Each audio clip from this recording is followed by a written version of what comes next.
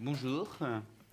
Bonjour donc et bienvenue ce dimanche matin à Laval où nous avons nous la chance de nous trouver et où vous qui êtes des internautes et nous regardez virtuellement avez la chance de nous regarder.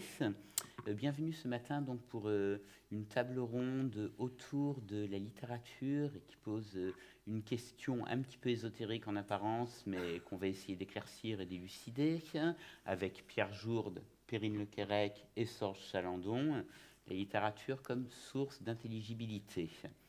Alors peut-être pour commencer, avant une présentation rapide des trois auteurs, un petit mot de mise en perspective. En réfléchissant un petit peu à l'intitulé de cette table ronde, j'avais en tête une phrase de Rimbaud dans Délire, peut-être a-t-il un secret pour changer la vie. Et je me suis dit, c'est une question qu'on pose souvent autour de la littérature, peut-elle changer la vie, changer le monde? Mais une autre question, et c'est celle qui aujourd'hui nous réunit, la littérature peut-elle aider plus modestement ou plus ambitieusement peut-être à comprendre le monde? Peut-elle être un facteur, un opérateur d'intelligibilité?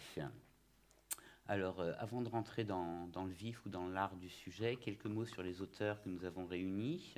Alors, d'abord, je commencerai donc par Pierre Jourde. Alors, Pierre Jourde, vous êtes à la tête d'une bibliographie considérable. J'ai retenu un livre.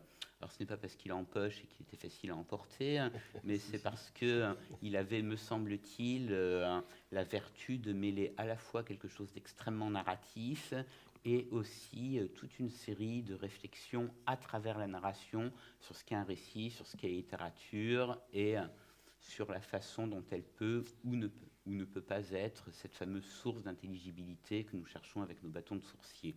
Donc le voyage du canapé-lit, très rapidement, c'est un voyage, une odyssée vers l'Auvergne, en Auvergne, où il s'agit de rapporter un objet, plus exactement un meuble encombrant, un meuble qui est aussi un objet où se cristallise toute une série de souvenirs familiaux. Et c'est aussi en même temps une prolifération de récits, d'anecdotes. Il est question d'une marinière et d'homosexualité à Londres. Il est question de voyage en canoë et d'un bidon qui tient mal. Il est question de voyage en Amérique du Sud. Il est question de ceci, il est question de cela. Il est aussi et surtout question de récit. C'est aussi un récit sur le récit, sur ses limites, sur ce à qui il s'adresse, et ainsi de suite. Vous l'aurez compris, un ouvrage proliférant. Enfin, je m'arrête là et je passe donc à notre autre auteur, notre autrice, Perrine Lequerec. Bonjour Perrine. Bonjour. Donc cette fois c'est pour Rouge Pute. Rouge Pute à la contre-allée. Donc c'est un recueil de poèmes, mais recueil de poèmes assez particulier, puisque c'est le fruit d'une série d'entretiens avec des femmes qui ont été victimes d'agressions, victimes de toute une palette, si j'ose dire, de sévices, violences conjugales, viols. Vous avez recueilli leurs paroles et par la grâce de l'écriture, par la grâce du poème et du rythme, vous en avez fait ces courts textes dans lesquels une série de jeux de première personne s'expriment, disent leur douleur, disent leur souffrance, mais disent aussi leur désir de s'échapper. Voilà donc très rapidement brossé. Et enfin, donc Sorge Chalandon. Alors Sorge Chalandon, j'ai donc choisi Une joie féroce, qui est votre dernier livre. Alors Une joie féroce, c'est un récit sur un quatuor de femmes. C'est un récit qui mêle, qui mêle un petit peu comme la fameuse robe sans couture, à la fois la chronique. C'est une chronique au plus près des corps, du cancer qui affecte ces quatre femmes, des différentes étapes, à la fois psychiques et physiques du traitement. Mais c'est aussi, un petit peu comme un Tarantino, moins le sang, un thriller, un polar, un récit d'effraction, de cambriolage, également très très détaillé. Et le mélange des deux donne au livre son ton à la fois inimitable, savoureux et parfois poignant. Voilà donc très rapidement esquissé également. Alors, commençons peut-être et abordons cette intelligibilité qu'on va s'efforcer de rendre un peu intelligible. Et je vais commencer par vous, Sorge Chalandon. Non, non, ne faites pas cette tête. Alors, voilà, intelligibilité, vous avez 2 heures, je ramasse les copies. Non, alors non, plus sérieusement, Oui. ce qui m'a intéressé dans votre livre, c'est la façon dont, pour parler en bon français, il me semble que vous utilisez certains des ressorts de la non-fiction, ou en tout cas qui viennent peut-être de votre autre activité de journaliste. Il y a toute une précision dans les termes, précision dans la retranscription de la langue des médecins. Et je me demandais donc quelle était la part de cette approche journalistique, la part d'une approche qui collerait peut-être plus directement au fait que la fiction. En fait, aucune. Aucune. Non. C'est-à-dire que le journaliste n'a pas écrit ce livre. Celui qui a écrit ce livre, c'est le cancéreux. D'accord. Donc je vais être un peu brutal et très simple. Je pense qu'un journaliste, je pense qu'il y en a eu, qui ont raconté leur cancer. Ce que je vis quand je l'apprends, ce que je deviens, ma peur, ce que j'espère être, ce que j'espère devenir, les traitements, etc. Il se trouve que, alors je vais employer d'immenses guillemets, mais en fait c'est ma femme qui a eu un cancer, et moi je l'ai eu 11 jours après. C'est-à-dire que j'ai appris 11 jours après que j'en avais un aussi, et je m'étais mis en tête d'écrire sur son cancer, mais pas sur son cancer, sur son combat. Parce qu'il y a une phrase qu'elle m'a dite qui m'a bouleversé un jour, c'est-à-dire que je ne vais pas écrire un livre sur que sais-je sur le cancer du sein, ça n'a aucun intérêt, ça a été très bien fait partout, c'est pas ça. Mon problème, c'est pas ça, c'est il nous arrive quelque chose comme ça, j'en fais quoi? J'en fais quoi? Et donc c'est ça, c'est-à-dire que quand j'ai un traître en Irlande, je fais quoi de ce traître? Quand je reviens de Beyrouth bouleversé par les massacres des camps de Sabra et Shatila, je fais quoi de ça? Je fais quoi? Or, il se trouve que j'écris, et donc le cancer arrive, c'est-à-dire que le cancer de ma femme arrive, j'en fais quoi? Comment je fais et comment j'en parle? Et surtout, je ne vais évidemment pas faire un journal de bord du cancer de ma femme, ça n'intéresse personne. En revanche, mon problème, tout de suite, mon problème, c'est quelle légitimité j'ai à parler du cancer de ma femme. Moi, je ne peux pas me retrouver... Alors, il se trouve qu'aujourd'hui, le public n'est pas là, mais parler, faire un roman, oser un roman sur le cancer, si vous ne l'avez pas eu, c'est extrêmement compliqué. Moi, je ne pourrais pas. Je sais qu'il y en a qui le font très bien, qui incarnent. Dumas n'a pas été mousquetaire, et pourtant, ça se passe très, très bien. Mais moi, je ne peux pas. Moi, j'ai besoin, au fond de moi, de trouver les mots, les émotions, les ressorts qui font que je puisse en parler de façon légitime. C'est étrange, cette légitimité, c'est quelque chose qui me hante constamment. Et quand ma femme a eu ce cancer, c'est un mot d'elle qui m'a dit « il faut que j'en parle ». Elle m'a dit « je suis en guerre ». Elle ne m'a pas dit « j'ai un cancer », elle m'a dit « je suis en guerre ». Et pour moi, la guerre, c'est quelque chose qui est connu de par un passé de reporter. Et ce mot « je suis en guerre » m'a donné envie non pas de me renseigner sur ce qu'était le cancer, mais de l'écouter et de l'entendre.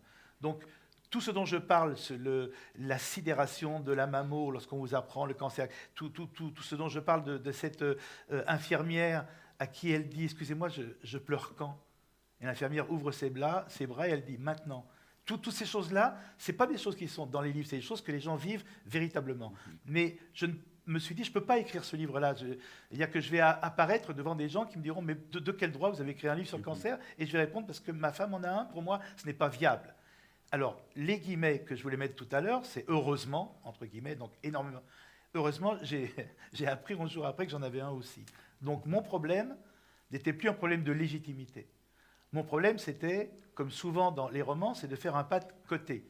Je ne veux pas faire un livre sur le cancer d'un garçon, écrit par un garçon. Ça me gave, ça ne m'intéresse pas du tout. En revanche, si je deviens Jeanne, si je deviens une libraire, si je fais un roman, si j'entre...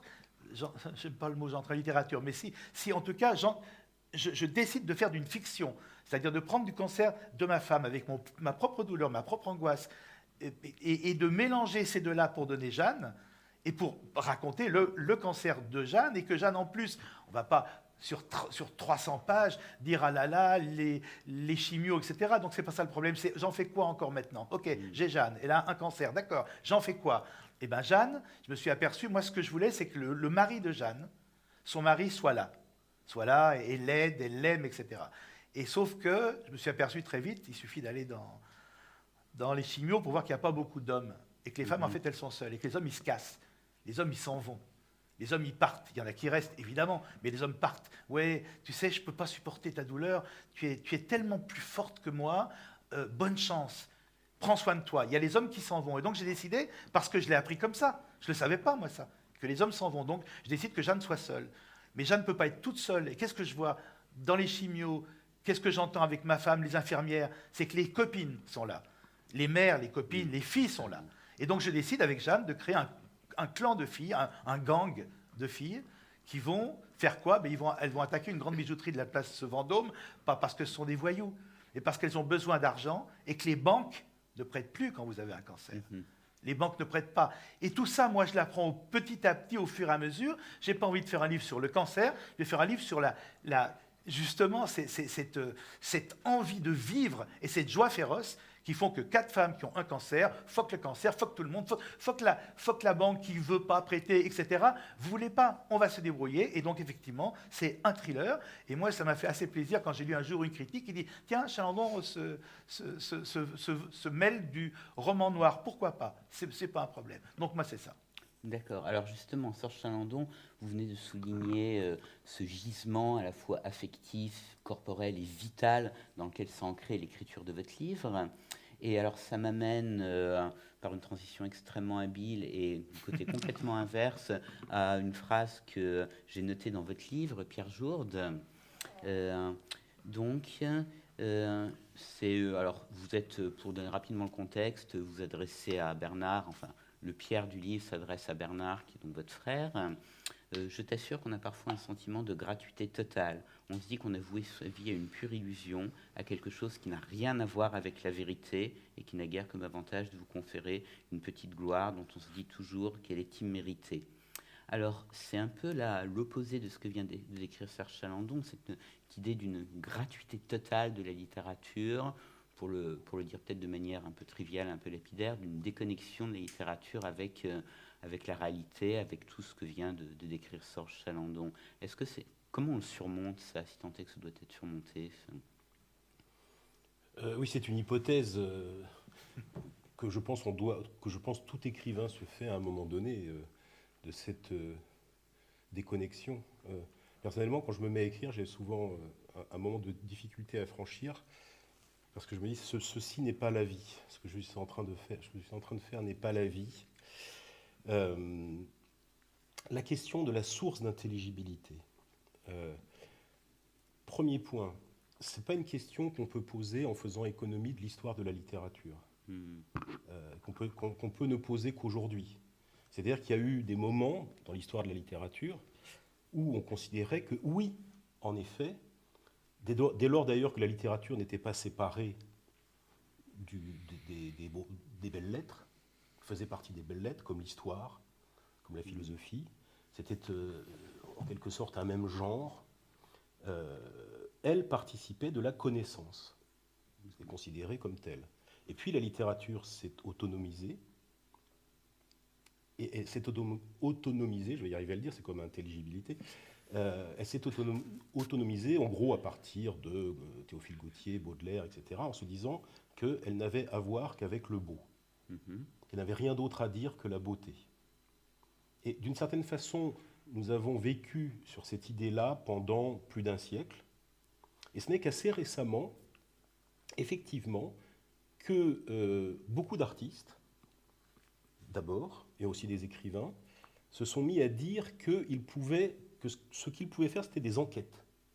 Vous savez, il y a de plus en plus d'artistes, par exemple, qui font des installations, réalisent des enquêtes, et donc mêlent recherche et création. Il y a un livre de Carole Talon-Hugon qui vient de paraître justement sur cette question, portrait de l'artiste comme chercheur, où elle réfute le fait que ce que fait l'artiste puisse apporter autant d'intelligibilité que le chercheur. Elle pense que c'est du pipeau, en fait. Et inversement, d'ailleurs. Elle pense aussi que ça nuit à la science. Exactement. À l'université aussi. Donc la question se pose, la question est posée, et la réponse peut très bien être non.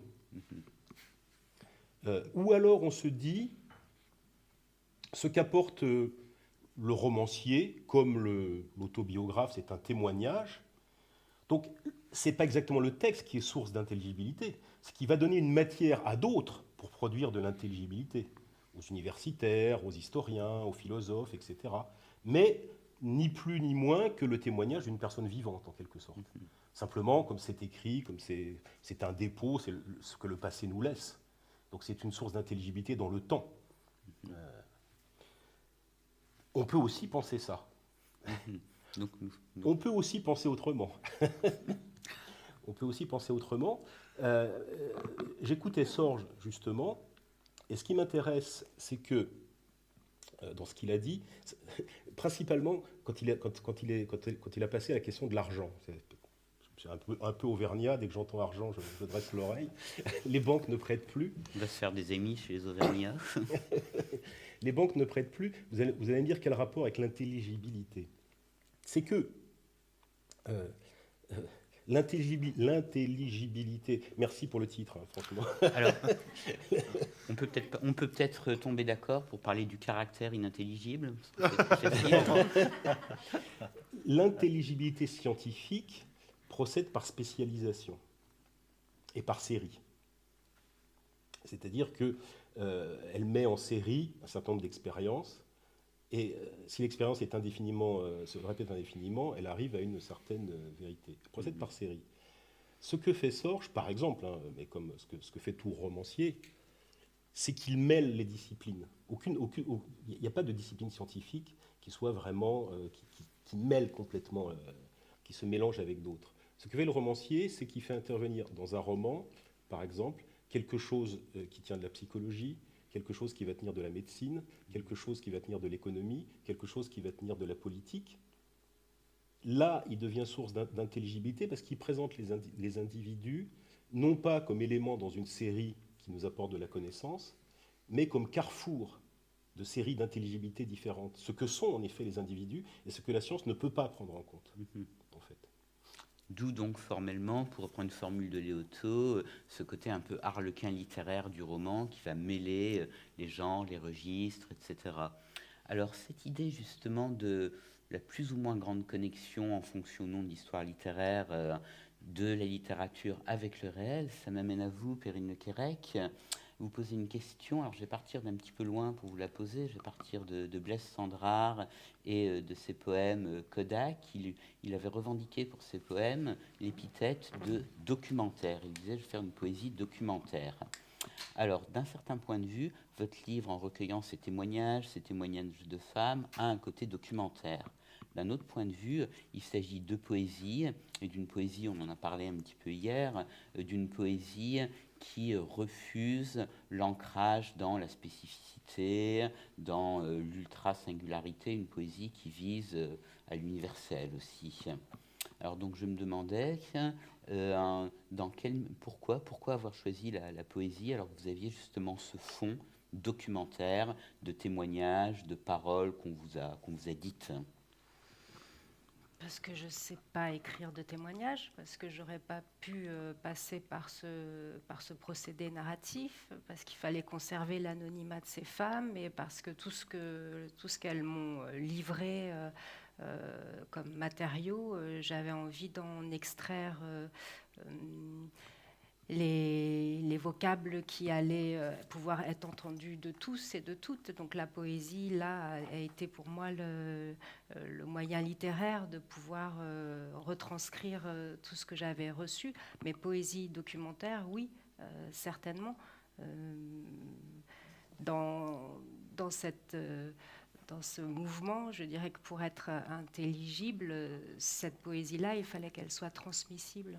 C'était ça vraiment notre élan, notre désir, c'était de pouvoir transmettre tous ces témoignages-là, donc dans une forme où chacune et chacun pouvait entendre et comprendre. Donc c'est la poésie donc, qui m'a permis d'opérer cette métamorphose. Alors on progresse dans notre enquête puisque l'intelligibilité c'est aussi rendre intelligible par le biais d'une forme, en l'occurrence la poésie poésie qui, soit dit entre parenthèses, parenthèse peut-être importante, est aussi une forme brève, une forme qu'on peut mémoriser facilement et qui permet peut-être ainsi au lecteur de garder en mémoire et peut-être de mieux comprendre, de rendre plus intelligible ce qu'il lit, ce qu'il écoute. Je sais en apportant ce livre dans beaucoup d'établissements scolaires qui l'avaient travaillé, dans des lycées, ce qui m'a le plus marqué, ce sont ces réflexions des élèves, des lycéens qui m'ont dit « vous nous avez apporté le réel avec ce livre-là ». Les violences faites aux femmes, tout le monde a une idée, un langage commun de ce que ça peut être, mais d'un seul coup, en extrayant du documentaire, les mots les plus signifiants et en les ajustant, on arrive à un réel poétique, documentaire, mais en tout cas qui est d'un seul coup intelligible. Alors vous avez bien souligné ce qui est peut-être le nœud de l'affaire, si j'ose dire, c'est cette tension ou cette attention peut-être entre d'un côté le réel et de l'autre les mots, car évidemment la première matière sur laquelle on travaille, qu'on fasse de la poésie didactique dans les belles lettres ou alors qu'on fasse de l'art pour l'art, ce sont d'abord les mots et c'est à travers eux, à travers leur charge révélatrice, leur charge apocalyptique si on veut au sens étymologique du terme, que quelque chose comme la réalité va peut-être pouvoir se donner. Alors vous me pardonnez pour les mots, vous me pardonnerez, je viens de prononcer des choses assez abstraites, mais ce qui m'intéresse, c'est d'aborder ici la question de la puissance de révélation des mots, ce que Sandra Lucbert, dans un livre récent, appelle le traitement par la prose, mais aussi le traitement par le poème, pourrait-on dire. Et je vais passer à vous, Sorge Chalandon, et oui encore. Et il y a quelque chose qui m'a vraiment passionné dans votre livre, ce sont les interrogations très très vite dans le livre de Jeanne à propos du nom à donner à cette ordure, je cite, quel cancer. Ce mot cancer était laid, crabe, insupportable, maladie, trop vague. Donc elle énumère ensuite quelques possibilités et elle s'arrête sur un mot qui n'est pas un mot technique, qui n'est pas un mot scientifique, qui est peut-être le mot que j'attendais le moins là, c'est une image poétique, celle du camélia. Alors le camélia, la fleur pour la maladie, on pense à tout un arrière-plan d'histoire littéraire, Boris Vian et le nénuphar, la dame aux camélias, bien sûr. Mais moi je me demandais, question un petit peu naïve, pourquoi Jeanne, qui cherche le mot juste, le mot pour dire cette maladie, va-t-elle passer par la métaphore? Parce que j'ai écrit ce livre en hiver et j'ai offert à ma femme un camélia. Ce qui est la meilleure réponse. qui était en bouton. Et moi, ce qui m'intéressait, c'était pas qu'il s'ouvre, mais c'était qu'il meurt. Et donc j'ai cessé de l'arroser, en fait. D'accord. Donc, mais c'était que en fait, le problème, c'est que c'est un mot en fait qui n'est pas prononcé. C'est extrêmement étrange. C'est longue durée, la maladie que vous voyez de quoi je parle. C'est-à-dire que même chez les médecins, c'est un mot cancer, c'est un mot qui est... C'est comme si le prononcer faisait de toi un cancéreux. Moi, avec ce livre, j'ai eu des drôles de trucs dans les salons du livre, notamment des gens qui me disaient « ça parle de quoi ?» J'expliquais, c'est compliqué d'expliquer tout ça, y compris de terminer par un braquage armé dans une bijouterie de la place Vendôme.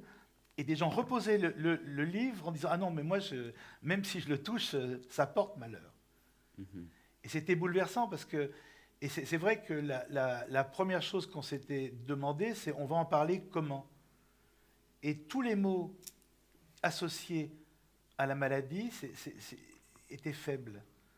Et donc j'ai décidé de trouver un mot qui était à l'inverse, qui était différent, qui était une fleur. Donc ce petit bouton de fleur que j'ai retrouvé caché dans une gerbe qui était, enfin une plante qui était absolument superbe. Ce petit bouton, c'est celui qui vient d'arriver, qui s'insinue, qui avait à peu près l'épaisseur et le diamètre de la tumeur, et brusquement, et qui était ce rouge vert rouge, tu sens qu'il est en dessous et qui va sortir. Et j'ai décidé de bannir ce mot-là de ce livre-là, parce que ce n'était pas un livre là-dessus, c'était un livre sur la résistance. C'était un livre sur les femmes qui se battent, ce n'était pas un livre sur la maladie.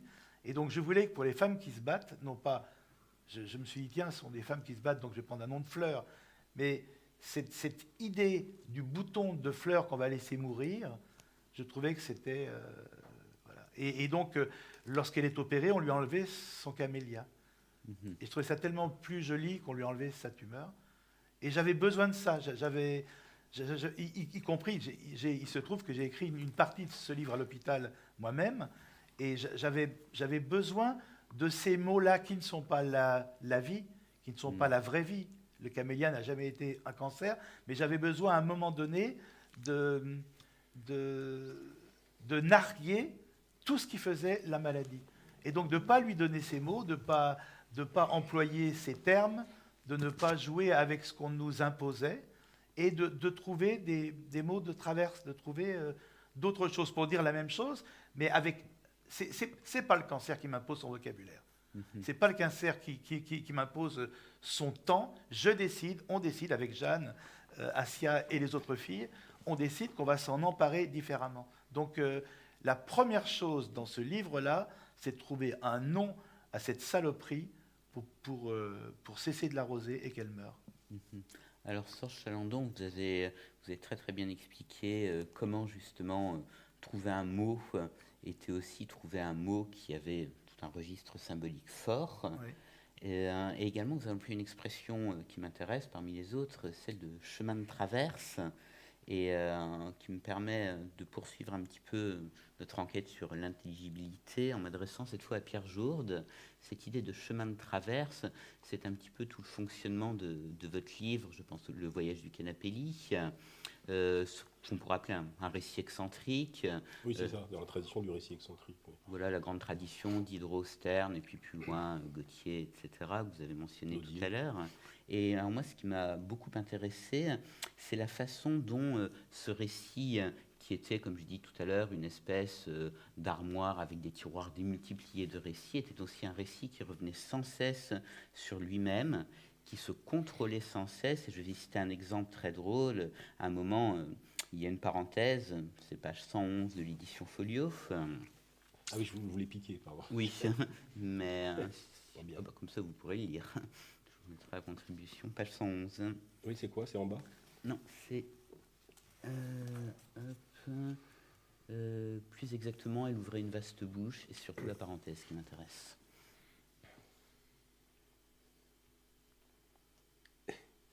Oui, d'accord. Bon. Allons, lisez, ne soyez pas timide. Sur celle de gauche, une femme me regardait d'un air interloqué. Plus exactement, elle ouvrait une vaste bouche et deux grands yeux ébahis. Superbe épanorthose avec rupture de continuité syntaxique, repos, kiné. Voilà, donc vous aurez apprécié la gymnastique rhétorique. Ah, c'est vous qui l'avez écrit, hein. Oui, Mais ça m'amène à... C'est effrayant. Voilà, donc... Parce que je tombe sur des trucs comme ça sans arrêt. J'espère qu'on appréciera ce superbe spécimen de subjonctif imparfait à sa juste valeur. Eh bien, ce sont tous ces moments qui, moi, m'ont beaucoup plu. Et d'une part, donc là, on pourrait d'ailleurs se demander si le texte est de nouveau intelligible à l'auteur qui le relit ensuite. Mais c'est une autre question, ça. Et merci. Venons-en à une question un peu plus sérieuse.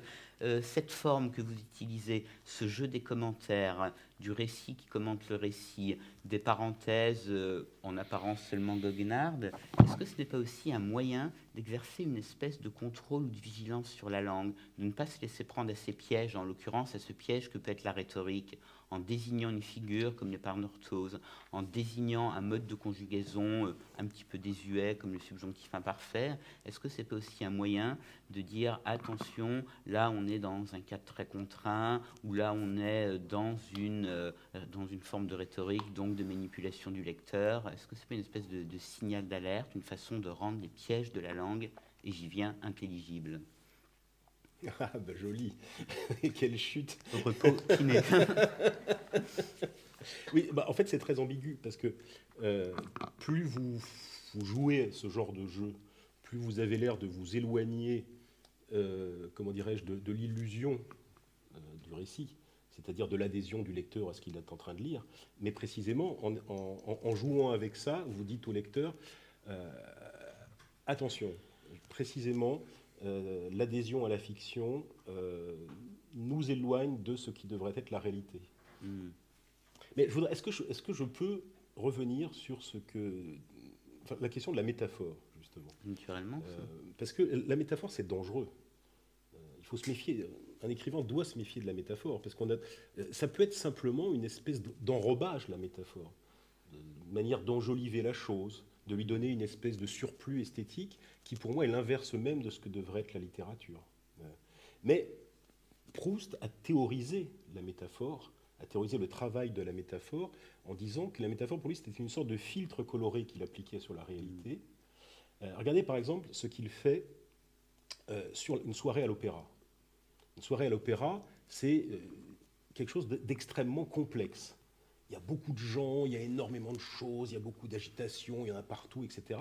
C'est quelque chose dont, par exemple, quand on n'a jamais été à l'opéra, on débarque là-dedans, on est submergé par la réalité, on ne peut pas en rendre compte. D'un autre côté, vous pouvez faire de la sociologie, vous pouvez faire de l'histoire de l'art, vous ne rendrez pas compte non plus de cette expérience. Proust applique le filtre métaphorique, les naïades. Et tout à coup, cette complexité devient lisible à partir d'une seule image. Et ce qu'il nous dit, en fait, c'est que ce n'est pas exactement une question d'intelligibilité, ça l'est quand même, c'est que l'expérience devient possible, et donc s'offre à l'intelligibilité, à partir du moment où les mots, ou la peinture, nous offrent une source d'unification, de concentration. C'est ça un roman, au fait. C'est une concentration, dans finalement assez peu d'espace, de la complexité qu'est plusieurs expériences, plusieurs vies, plusieurs personnes, etc., qui tout à coup se mettent comme quand en quelque sorte, comme quand on rassemble des particules, qu'elles se mettent à interagir.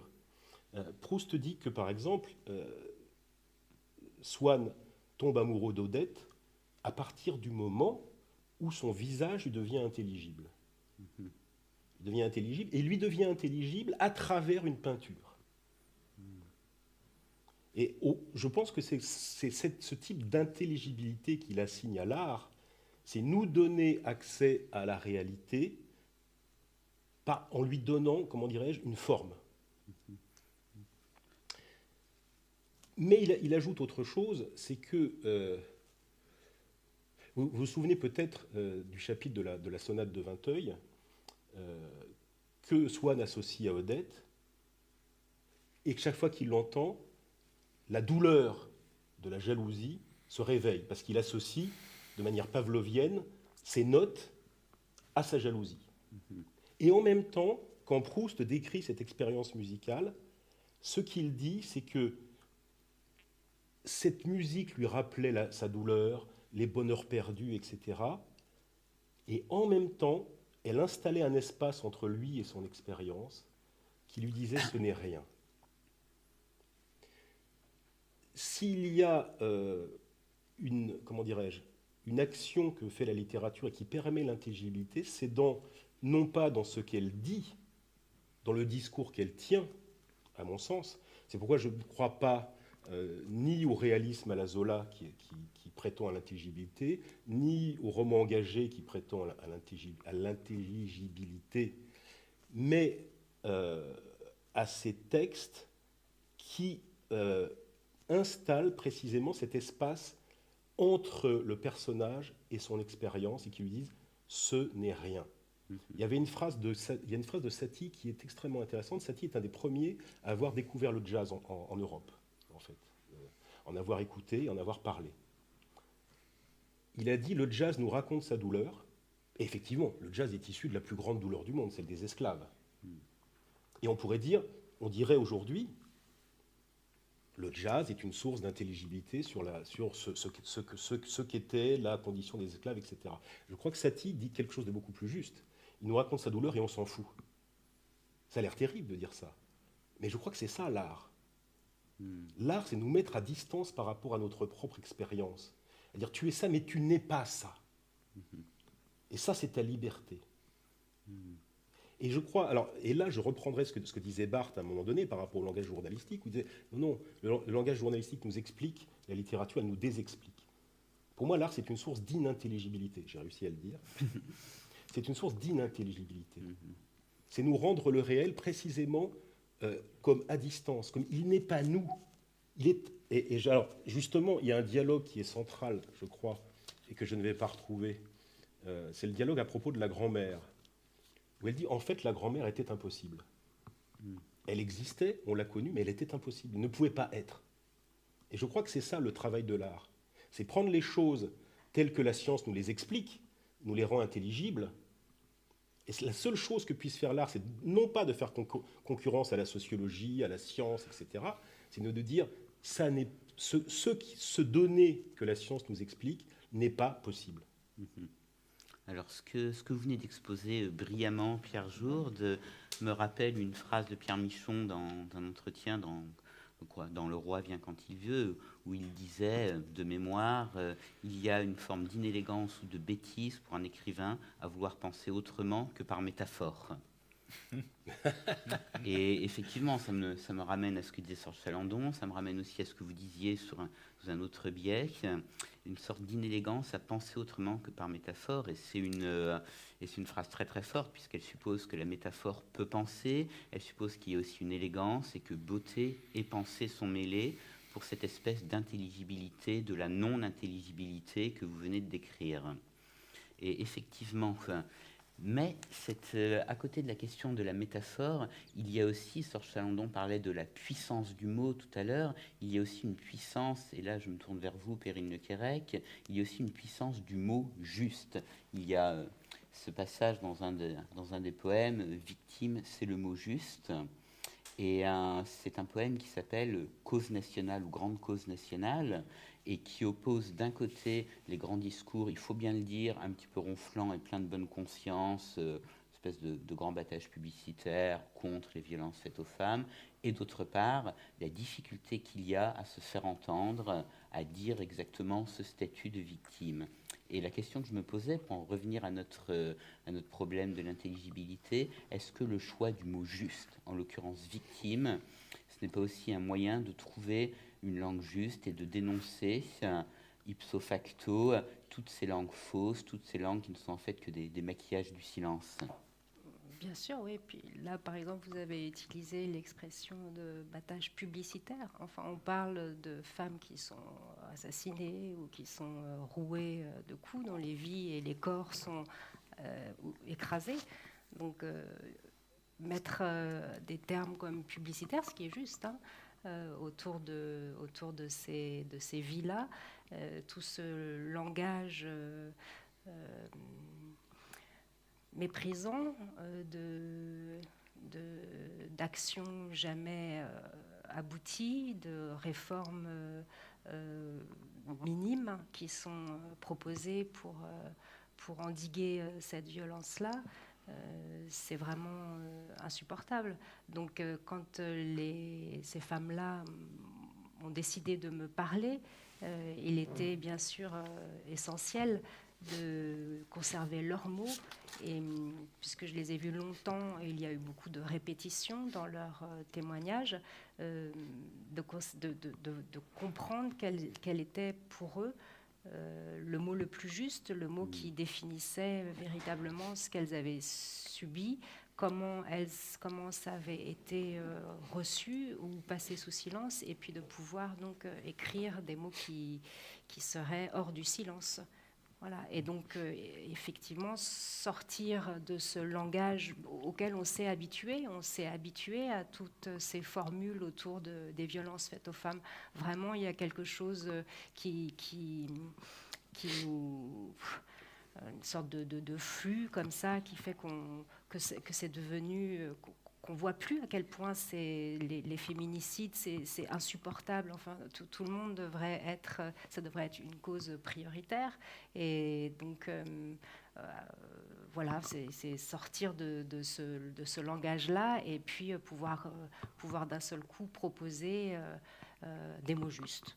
Mhm. Alors justement, cette puissance du mot, cette puissance de révélation, de justesse du mot, elle passe donc par le mot lui-même, évidemment, mais elle passe aussi par un certain nombre j'allais dire de procédés, mais le terme est un petit peu péjoratif, disons, de modes d'écriture poétique, en particulier chez vous, Perrine Lequerec. Il me semble que ça passe aussi par, on en a parlé un petit peu hier, par la répétition, par les anaphores, si je ne me trompe pas de terme, la répétition des mots, la répétition, alors je le recite, j'avais cité hier, mais mon livre est corné, je tombe dessus, en cachette la fin du monde, en cachette gober du Valium, en cachette acheter un téléphone portable, en cachette voir ma mère, ma soeur, en cachette conserver les certificats médicaux, en cachette. On le lit, on est pris dans cette espèce de souffle, mais surtout, au bout d'un moment, il y a quelque chose comme les résistances du lecteur, ou ce que vous venez de décrire sur le fait que, bah oui, on entend tous ces discours, mais finalement, on n'y croit plus trop, qui finit par tomber, me semble-t-il, grâce à la répétition. C'est l'effet que vous cherchiez ? Oui, c'est l'effet que je cherchais, et c'est aussi ce que j'ai entendu. Ce sont plusieurs femmes. Après, je mêle leurs voix, mais une m'a dit en cachette du Valium, et l'autre m'a dit en cachette voir ma mère. Voilà, donc c'est constitué ce chœur de femmes, mais c'est aussi dans tout ce travail sur la langue, mettre sur la page leur silence. Parce que bien sûr il y a le mot juste, mais il y a le silence juste, et ça aussi il peut se lire, il peut s'entendre, il peut se voir sur la page. Avec la poésie, on a ce grand travail sur l'espace, sur le blanc, qui peut être extrêmement poignant.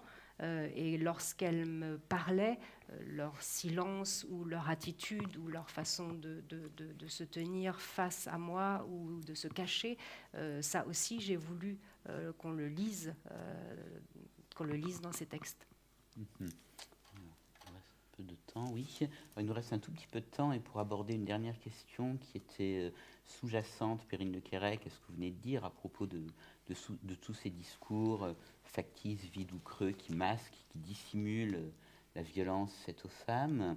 C'est donc la question des représentations toutes faites, des préjugés, ou pour employer un terme plus littéraire, c'est la question du cliché aussi. Il me semble que dans vos trois textes, tout différent fût-il, vous remarquerez kiné, etc. Très joli, Kiné très repos, joli. hein, ouais. Tout différent fût-il les uns des autres, il y a une façon d'aborder frontalement ou par les détours le cliché, et d'essayer de le pourfendre, de disloquer ou le démonter. Par exemple, Sorge Chalandon, vous avez dans votre livre, non seulement ces femmes sont en guerre, donc on est déjà contre le cliché simplement de la maladie comme espèce de fatalité, mais de surcroît, ce sont des femmes qui agissent d'une façon qu'on prêterait peut-être d'abord à des hommes. Elles agissent suivant, vous l'avez dit tout à l'heure, suivant les conventions du roman noir, préparation d'un fric-frac, exécution. D'ailleurs, pour ceux qui aimeraient arrondir leur fin de mois, on sait parfaitement maintenant comment dévaliser une bijouterie. Non, parce que la joaillerie dont je parle, c'était une joaillerie éphémère, le temps de travaux. C'est fini là. Elle a réintégré le bâtiment principal, donc c'est plus possible. Mais bon, toujours est-il que, et un petit peu plus sérieusement, voilà, est-ce que cette façon de donner à ces femmes des rôles traditionnellement quand même attribués à des hommes? Non, je suis pas d'accord du tout. C'est-à-dire que, moi, j'ai connu pas mal de conflits en tant que journaliste. Les femmes et les hommes portent le fusil pareil. Donc je n'ai jamais, dans ma vie d'homme et de journaliste, je n'ai jamais fait la différence. Voilà, c'est terrible à dire, mais à travail égal, salaire égal, évidemment, mais à combat égal aussi. C'est-à-dire que dans les guerres modernes, en tout cas les guerres de libération, où une femme n'est pas une cantinière, c'est un soldat. une seule date. Donc moi j'avais très envie que Jeanne, ce personnage principal, qui est une libraire qui vit dans les romans, qui vit dans les livres, j'ai eu envie depuis le tout début de lui mettre une arme dans la main, une vraie arme dans la main. Et j'ai eu envie, et c'est un bonheur absolu pour elles lorsqu'elles font ce fric-frac, justement, ce casque qui est très violent, parce qu'elles sont armées. Enfin, il y a 3 armes factices et une arme réelle, mais Jeanne avait envie, après que son mari soit parti, allez, bon courage, je compte sur toi, parce que non seulement les maris partent, mais souvent quand ils sont guéris, ils reviennent et les acceptent. Quand un mari perd ses cheveux à cause de la vieillesse ou de la chimio, les femmes ne partent pas. Les femmes restent. Quand les femmes perdent leurs cheveux, les maris s'en vont. Et ça, ce sont des choses que je voulais faire. Et je voulais donner à ces femmes le bonheur. Alors ça paraît, c'est peut-être inaudible, et je m'en fous. Mais le bonheur que des femmes armées aient à terre des vigiles hommes qui aient peur. C'est évidemment, on parle de la maladie. C'est pas un vigile homme c'est la maladie qui va être terrassée. Et l'arme qu'elles ont à ce moment-là en main, c'est pas une arme d'homme, c'est une arme de femme, un pistolet automatique. Et pour moi, c'est-à-dire qu'à aucun moment, je me suis dit, je vais les faire agir comme des femmes parce qu'elles ont un cancer. Non, c'est homme-femme, c'est pas un problème. Je voulais simplement que ces femmes-là aient accès à des bijoux. Et pour avoir accès à des bijoux, qu'on le veuille ou non, alors il y a soit la ruse, mais là, d'ailleurs, elles emploient une ruse qui est on ne va pas tout dire. On ne révélera pas, non. Voilà. Mais en même temps, ces femmes en guerre sont des hommes en guerre comme les autres. Je ne voulais pas, à un moment donné, que, oui, alors tout ça, c'est les femmes. Je n'avais pas envie de ça du tout. Même si la perte des cheveux d'une femme est associée aux sorcières du Moyen-Âge, est associée aux prostituées aussi du Moyen-Âge, est associée aux femmes tondues, à la libération, etc. Donc c'est encore plus violent. C'est pour ça que l'une des femmes, qui s'appelle Brigitte, elle ne veut pas de perruque, elle ne veut pas de foulard, elle ne veut rien, elle est tête nue. Et être tête nue face à ces hommes et une arme à la main, c'est le début de la guérison. De guerre à guérison fin, d'une certaine façon. Oui, malheureusement, je pense qu'il faut faire la guerre pour avoir la paix parfois. Alors, et peut-être pour finir, sur ce point, donc, Sorge Chalandon, vous avez très bien montré la façon dont votre livre faisait fi de tout ce qui pouvait être cliché, assignation ou quoi que ce soit. Et crédible. Et crédible. Faisait fi de tout ce qui pouvait être crédible aussi. Oui, mais ce que je disais tout à l'heure sur le mode de la plaisanterie, effectivement, c'était aussi un petit mode d'emploi pour attaquer cette bijouterie avant qu'elle ne soit plus éphémère. Absolument. Et alors, pour finir simplement, et pour finir peut-être sur cette question du cliché et de la façon dont la littérature peut nous permettre de les comprendre et peut-être de les disséquer, une citation que je vous emprunte, Claire Jourde, c'est après, alors ça sera un peu long de résumer le contexte, donc dit très très rapidement, le narrateur, Pierre, parle d'une anecdote qui lui est arrivée à Londres, où une marinière, donc ces jolis pulls, enfin ces jolis t-shirts rayés, un t-shirt j'entends. Qui attire l'inverti. Qui attire, voilà, comme il le dit si bien, qui attire l'inverti, et donc une anecdote assez drôlatique d'une nuit passée avec un coiffeur, etc. etc. Je n'en dis pas plus, vous lirez ces pages 216. Je peux vous lire très rapidement. Par une nuit sans lune à Londres, comme dit l'autre, c'était dans l'horreur. Vêtu d'une marinière, très jeune, je tombe sur un garçon qui promène son caniche, et nous devisons.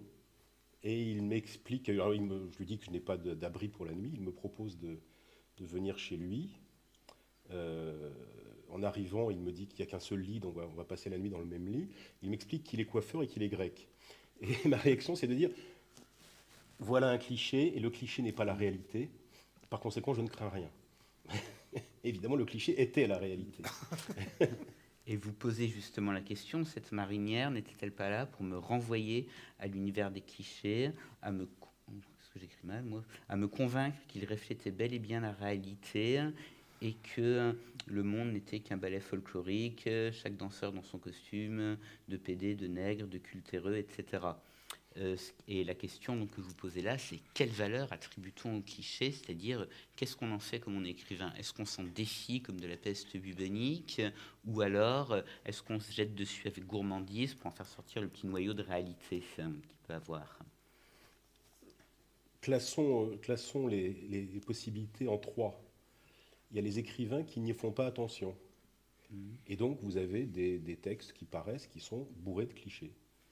C'est-à-dire de formules toutes faites, qui sont en général des métaphores, justement. C'est pour ça qu'il faut se méfier des métaphores. La métaphore est la principale pourvoyeuse de clichés.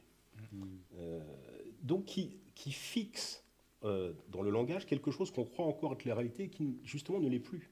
Ça n'est plus que du langage. Il y a ceux qui les évitent, qui tentent de les éviter, parce que ce n'est pas toujours facile, et il y a ceux qui les prennent et qui les exploitent comme source de création.